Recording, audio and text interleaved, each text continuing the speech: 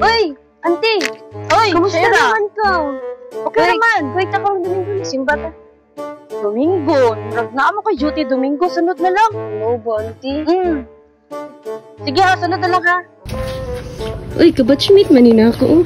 Hi, Day! Kamusta Hi, Day. naman ka?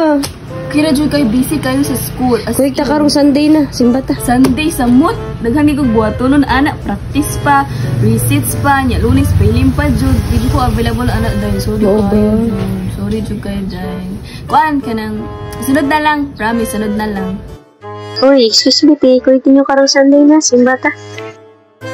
Manglag mo ta karong Sunday.